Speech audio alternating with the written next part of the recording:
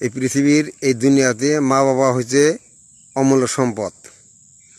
মা বাবা একদম শ্রেষ্ঠ সম্পদ। আপনার যত সম্পদ, যত ধন দৌলত সম্পদ যা কিছু আছে সব এক পাল্লা রাখবেন, আর মা বাবার এক পাল্লা রাখবেন। মা বাবার পাল্লা ভারী হয়ে যাবে। আপনার যত ধন ধন দৌলত যা কিছু আছে সব এক পাল্লা রাখবেন, আর আর মা বাবাকে এক পাল্লা রাখবেন। মা বাবার পাল্লা ভারী হয়ে যাবে। এই জন্য মা বাবা এই দুনিয়াতে অমূল্য সম্পদ।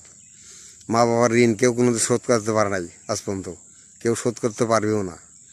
মায়ের ঋণ কোনোদিন শোধ করা সম্ভব না, তবে চেষ্টা করতে হবে, যতদূর সম্ভব হয় চেষ্টা করতে হবে মা বাবার ঋণটা শোধ করার জন্য। মা বাবার ঋণ শোধ করার জন্য চেষ্টা করতে হবে। কিন্তু মা বাবার সেবা করতে হবে, আল্লাহর আদেশ।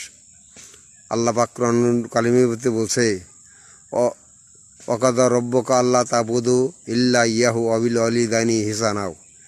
তোমরা পিতামাতার ইহসান করো, পিতামাতাকে দেখো, পিতামাতার সেবা করো, পিতামাতার যত্ন করো।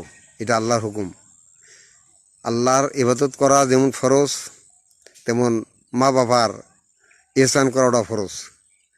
মা বাবার ইহসান করতে হবে, আল্লাহ ফরজ করেছে এটা। মা বাবার সেবা করা, মা বাবার দেখাশোনা, মা বাবাকে যত্ন করা, এটা একটা ফরজ, এটাও একটা ইবাদত। নামাজ কালাম যেমন আল্লাহ ইবাদত করা, আল্লাহর একটা ইবাদত। মা বাবার ইহসান করা, মা বাবার যত্ন সেবা করা, এটাও একটা ইবাদত। এটাও আল্লাহ ফরজ করেছে। কাজে আমরা মা বাবাকে ভালোবাসবো, মা বাবাকে দেখবো, মা বাবা যেন কোনো অন্যায় আচরণ না হয়, মানে মা বাবাকে যত্ন করতে হবে, মা বাবাকে সেবা করতে হবে। এটাই আল্লাহর হুকুম। আমরা আল্লাহর হুকুম পালন করবো। আল্লাহ তুমি তৌফিক দান করো, আমরা যেন মা বাবার সেবা শুশ্রূষা করে দুনিয়াতে বিদায় হইতে পারি। আল্লাহ তুমি তৌফিক দান করো।